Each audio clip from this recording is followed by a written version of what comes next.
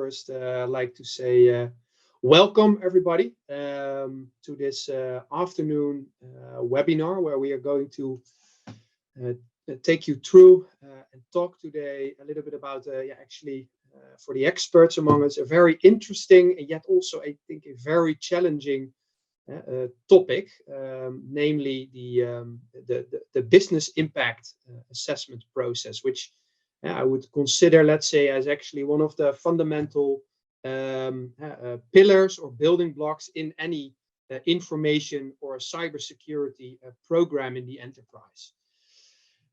So my name is Karel Jansen. I am excited to welcome you here and to take you through this session today. I have with me my colleague Maximilian Fresner. Wave, Maxi, and Kirtan. And I will be hosting this session today. Short agenda for today. What am I going to talk about? A quick introduction, mainly, let's say, on one of the specialized practices within platformation. We know that everybody here, all the attendees, are familiar with us, with platformation. So just a quick, let's say, overview and introduction of the security and trust practice within platformation. And then let's dive into the topic of today. I will start by sketching some background. So why is business impact assessment as a process? Why should you have that? Why is it so important in our view? And of course, what do you have to do? What needs to be put in place within the organization to facilitate an end-to-end business impact assessment process? Here we will look also a little bit at some at the key terminology, definitions, industry best practices, and also actually a lot of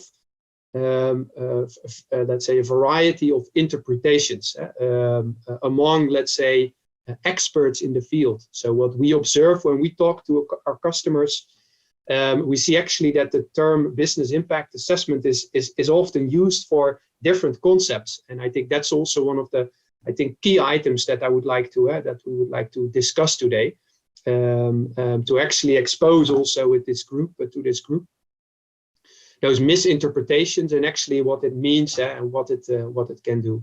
So a high level conceptual overview of, let's say, the end-to-end process, which also where we will also try to really articulate why a business impact assessment really should be considered as, let's say, the starting point for your information security program, from which we basically trigger or drive, for instance, subsequential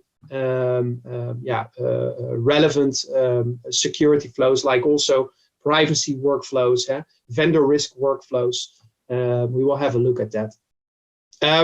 So as said, I think business impact assessment, it's actually a very broad concept, and it also, in order to do it properly, you will see a lot of people, let's say a lot of potential stakeholders are to be involved. But then the question, how do you start? Where to begin? How to start that? Because it really requires multidisciplinary collaboration across the organization. So where do you begin, right? And of course, which kind of stakeholders are to be involved? And finally, with the remainder of the time, of course, how can ServiceNow help you to actually digitize and realize a truly, let's say, an integrated business impact assessment process?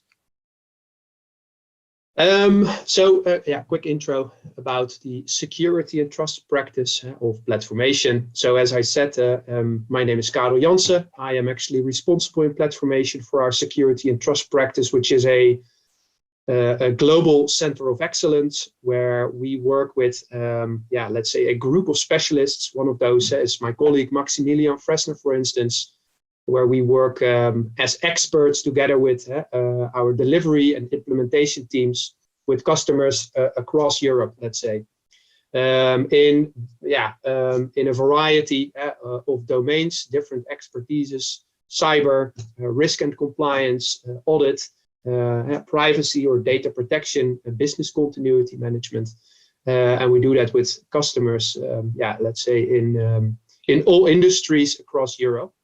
So that's also, I think, where we can, let's say, provide you also during this session, hopefully with relevant insights. How are, for instance, your competitors looking at these kinds of concepts, and what are they doing? Yeah, so let's proceed. So, we're going to have a couple of poll questions. So the first one is now just popping up.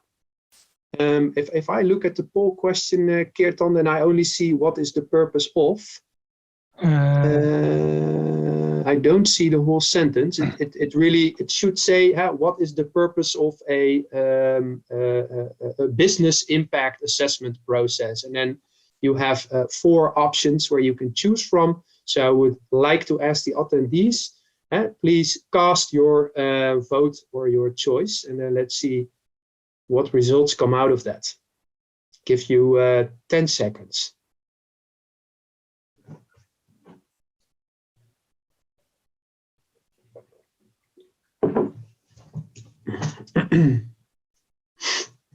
Do we have the answers?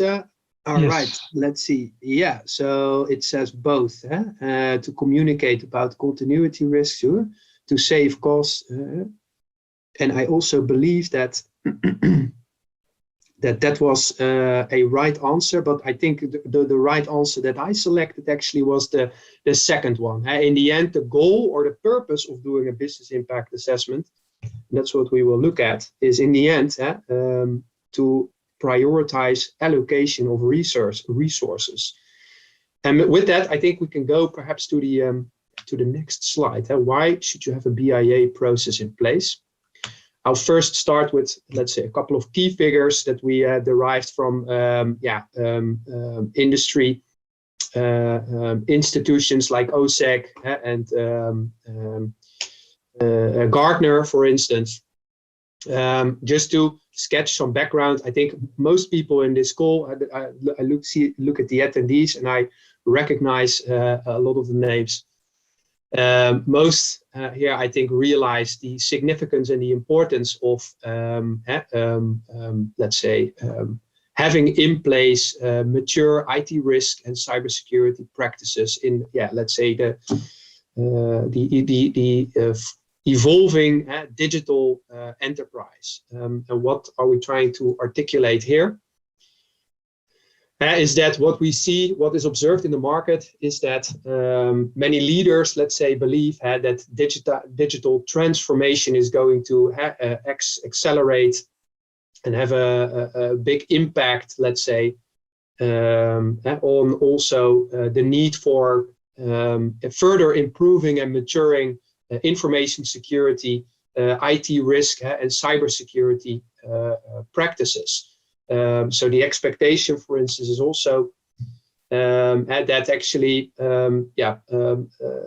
costs are going to increase for cyber and information security practices. So here are some key figures where we see that actually CISOs have a relatively short tenure. We see, of course, that let's say impacts of, for instance, breaches with third-party software is increasingly becoming more significant. Data breach costs are going up. Ransomware, of course, is a topic that actually executives lay awake from, as we let's say, as we understand. So I think to summarize these figures is that indeed cybersecurity, information security, and how to control that in a large, complex enterprise is really and should be at the top of mind of executives and higher management in a larger organization.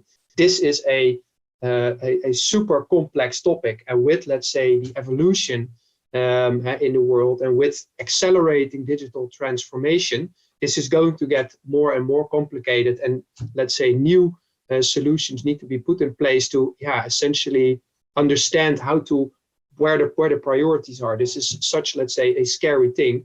But often, I think, let's say, it's unclear where to start. And that's really also, I think, what leads to kind of, let's say, the purpose of this webinar. Where to start? How do you get a grip on, and how do we start to understand where, let's say, the major threats across our large enterprise landscape lie, and how do we prioritize resources? So that actually leads me to this basic schematic overview. Why do you need a business impact assessment? In the end, it is really the way that we see it. The purpose of a business impact assessment is to efficiently, to adequately prioritize allocation of resources across the organization to efficiently mitigate risks. There are three strategies that you can choose, let's say, to address risks. First, shooting with hill. So basically, going by a maximum, let's say, applying maximum controls to the entire landscape. This is not a sustainable model because it will cost you more and more and more.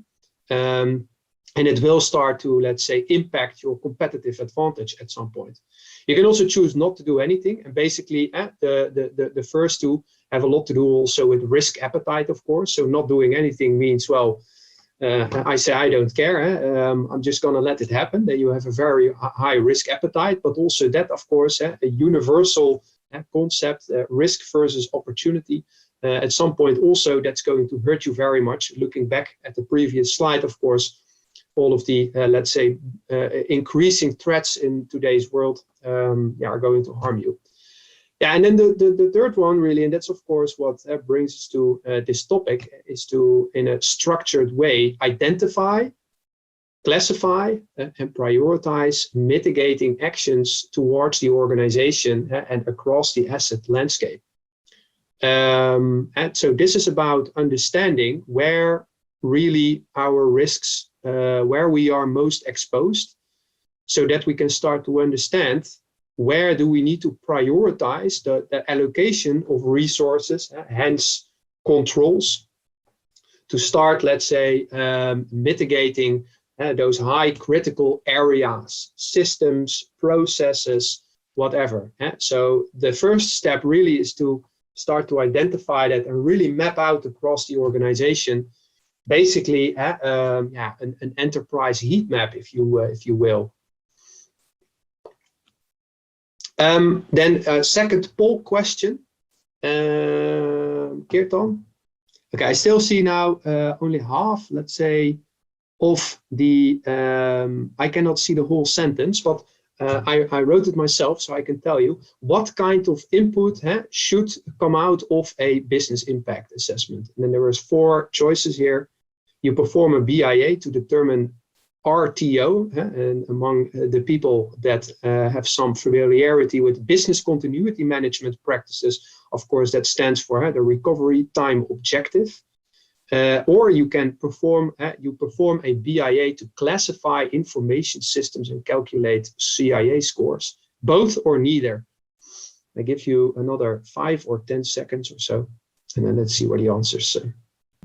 Okay, so there's a little bit of differentiation in the answers this time. And actually the correct answer is both. And I will also tell you a little bit more about that. So the next slide, this is actually the, I think the updated definition by the NIST authority. Surely everybody is aware of NIST. And this is actually a recently updated definition, and we will also have a small visualization in one of the next slides, which is actually already stating also exactly one of the reasons why I wanted to have this webinar. It says, while business impact analysis has historically been used to determine availability requirements for business continuity, the process can be extended to provide a broad understanding of the potential impacts of any type of loss on the enterprise mission. I'm not going to read out the entire assessment, but this is actually also very much what I, at least, or what we observe and have been observing as a trend, I would say, almost in talking to customers in the last year. Because actually, where I see a lot of different interpretations of the concept or the term business impact assessment. surely when we talk to business continuity management, business continuity managers, the business impact assessment primarily is intended to determine recovery time objectives, metrics, and recovery point, what was it, RTO and RPO metrics, which is of course an industry best practice metric to understand, let's say, maximum tolerable downtime of a given process. This really sits in this interpretation really has evolved from the business continuity management world.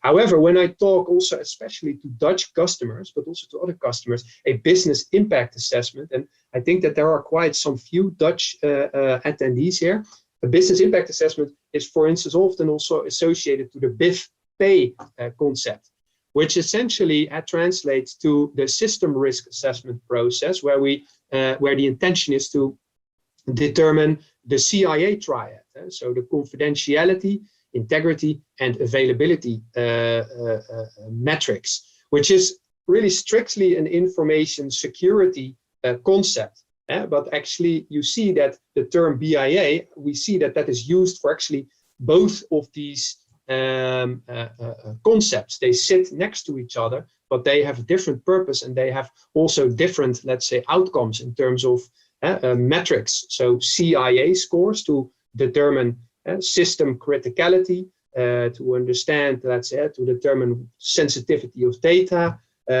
integrity requirements indeed, and also availability requirements. Where that last one, availability, actually also very much overlaps with the BIA in the BCM domain, but it is, let's say, formulated in a different manner. And then additionally, for instance, we have, of course, our slightly, let's say, sits let's say, also within the realm, the data protection impact assessment in the privacy realm.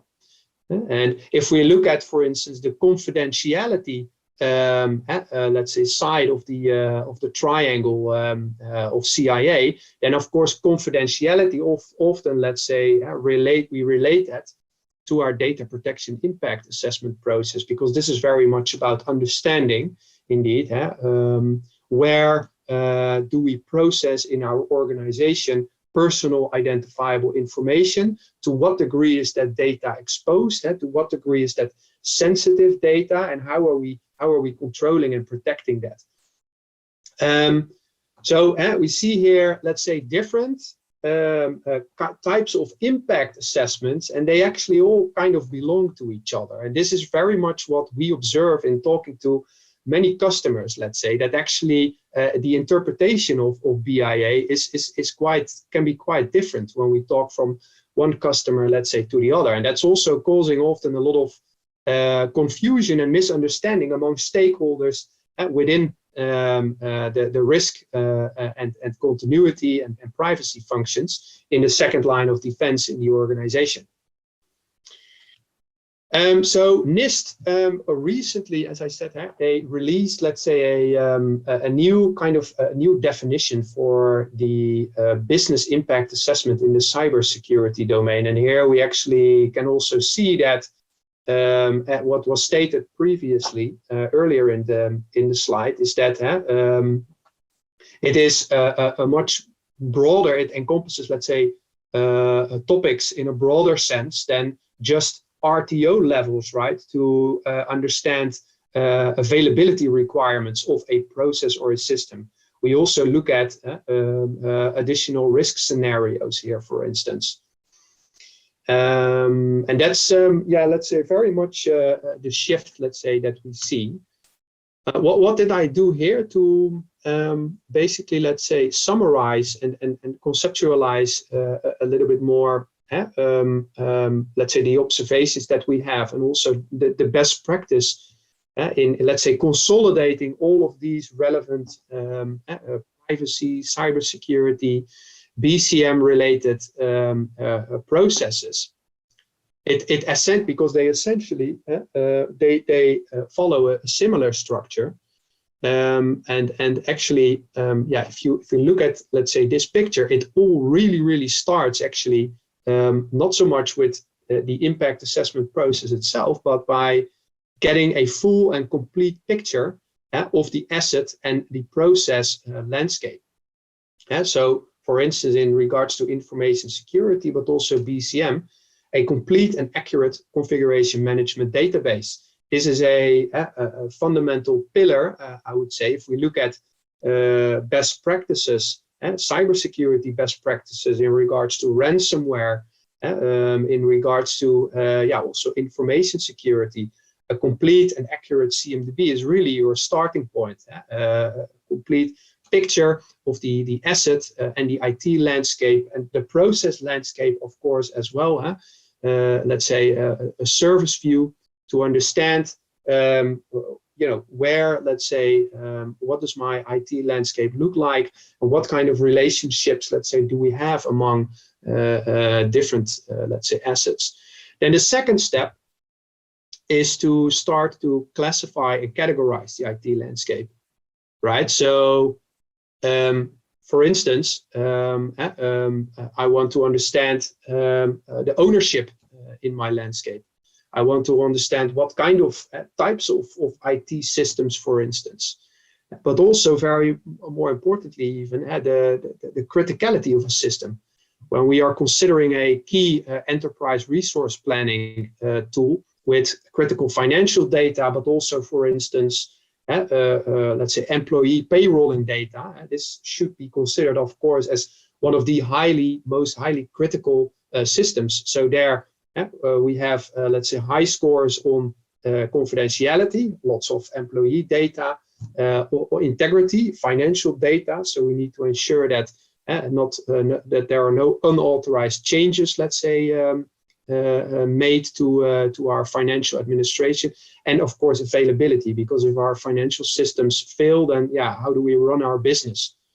And actually that classification and categorization, if we consider, let's say, then the business impact assessment in the broadest sense, this is really your starting point. And from this, the classification and categorization, so getting an understanding of characteristics, let's say, of a particular application, and in addition, a full understanding of the risk factors, let's say, associated to such a system. This should then trigger these subsequential workflows, like the BCM, BIA workflows, to determine RTO, RPO values, to also then subsequently, let's say, establish our disaster recovery and continuity runbooks. We need to understand, of course, the information security scores, CIA scores, to also, let's say, effectively or correctly apply the right information security policies and controls in order to monitor whether we are complying to these standards and these internal policies. If indeed we have to classify the system as that it also contains, for instance, personal identifiable information, we need to maintain an entry, let's say, in the records of processing, and of course conduct our privacy risk assessments. And perhaps if this system, and I actually can go to the next slide, I had here some examples listed already.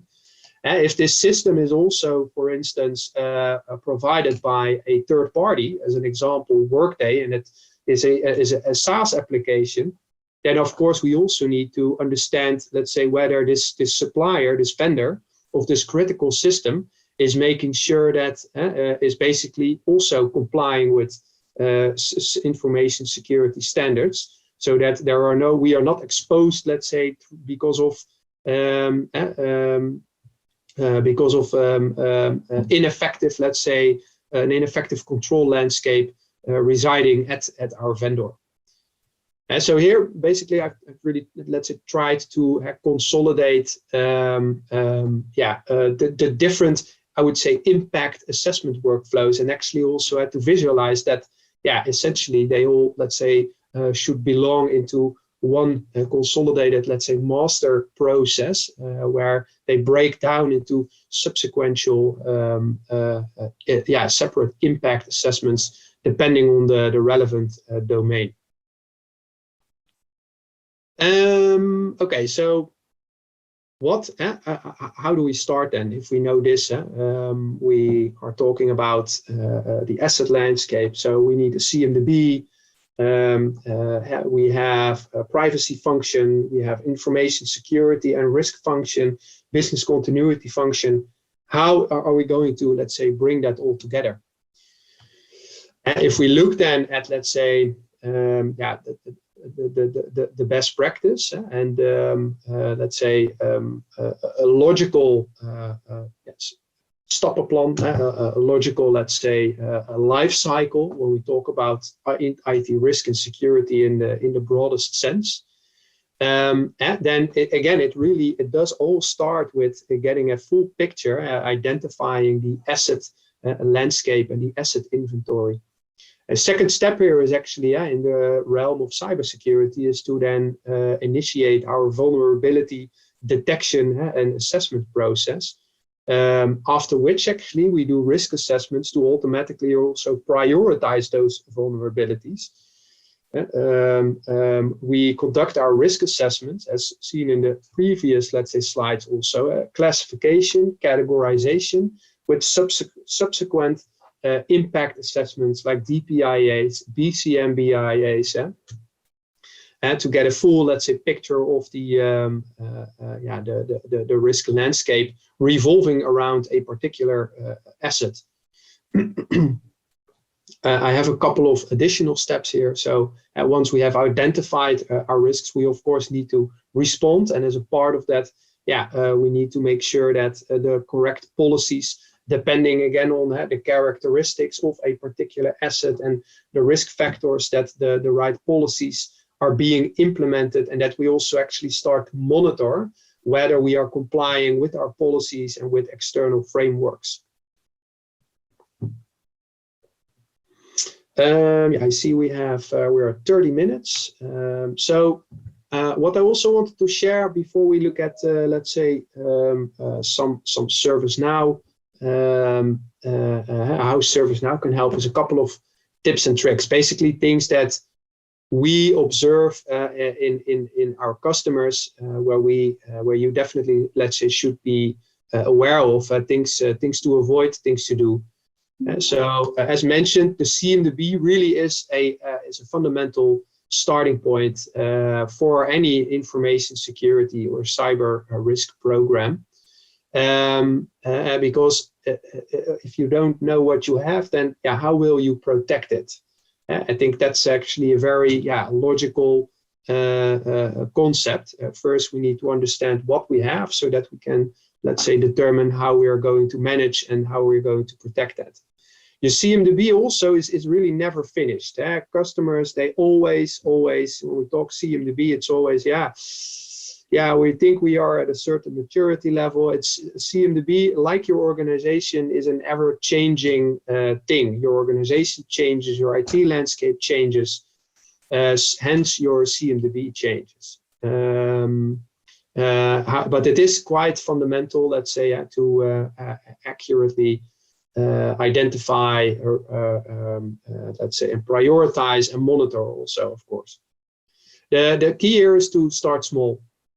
Right, if you are at the ground floor, let's say, begin with a small scope, start piloting that, and gradually grow and expand there so that you learn what works and what doesn't work. Keep it simple, of course. Don't try to overthink too much. Also, in regards to, for instance, your BIA questionnaires.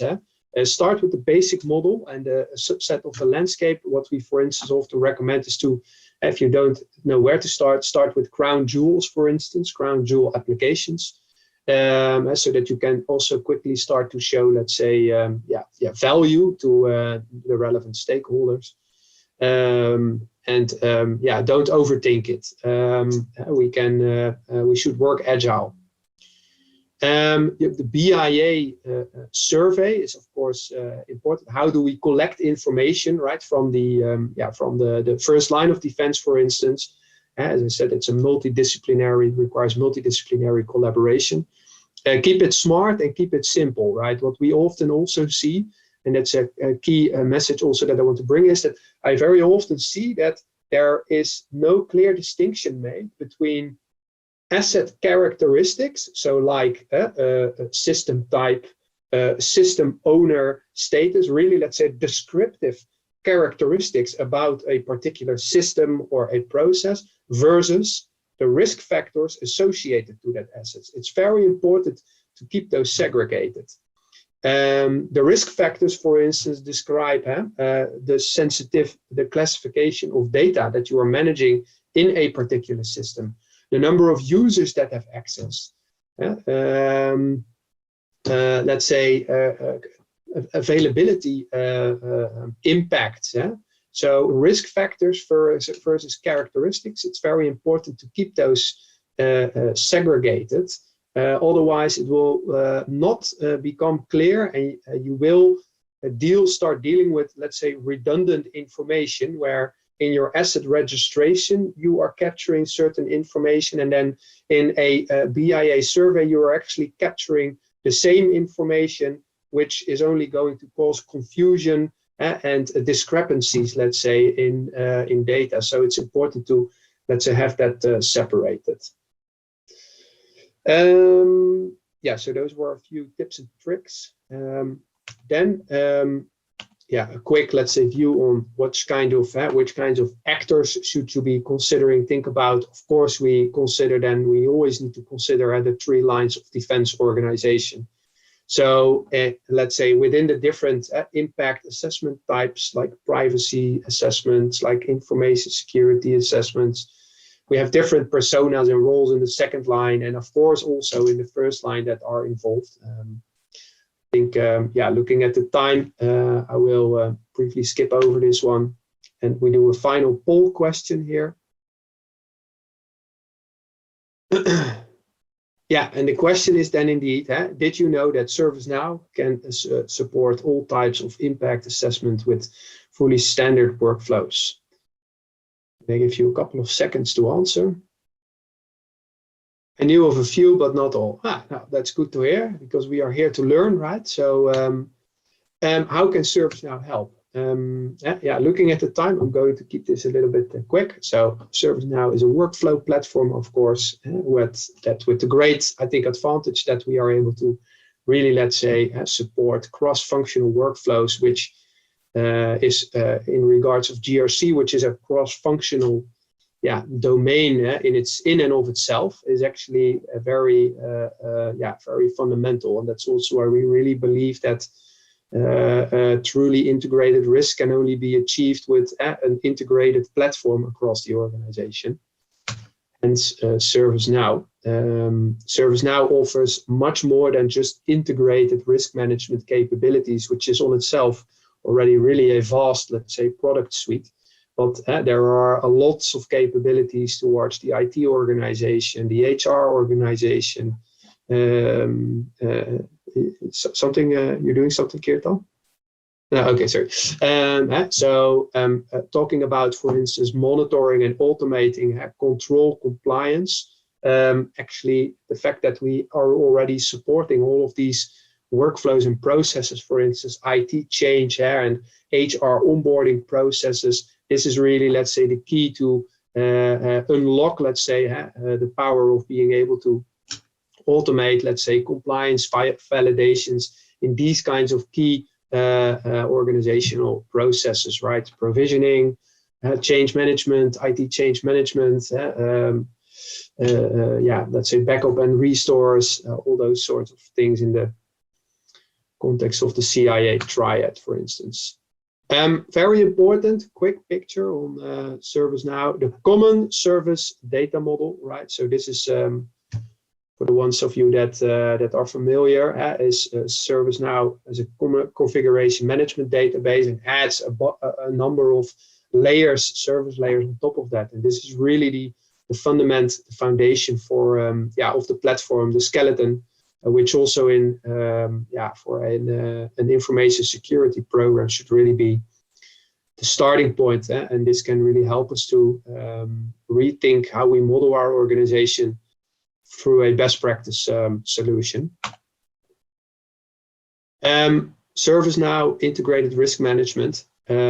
So all the types of impact assessments, as we discussed, they are actually all supported in the solutions, right? So, for instance, IT risk assessments and risk identification, conducting risk identification to determine CIA rating, business impact assessment in the context of business continuity, data protection impact assessments in the context of privacy, and vendor risk assessments. So all the, let's say, use cases and examples that we saw before, they are all covered with fully standardized workflows and solutions in ServiceNow. And this is also very much. I got a call. I think the key message here to realize that integrated risk platform, you need all of these things. You need a central CMDB. You need smart workflows, because it truly requires multidisciplinary collaboration, and this all offered within the platform. We are at 38 minutes. Kirtan, I can do, let's say, a quick some snapshots in ServiceNow indeed. Shall we still do that? Yeah, of course. Let's do a couple of snapshots of what that then looks like, what that can look like in ServiceNow. To bring it a little bit together, I am opening quickly my instance now, and then we have a couple of minutes left for some Q&A. Let's start with this one. Yeah. I'm going to start with, yes, with this one. So as an example,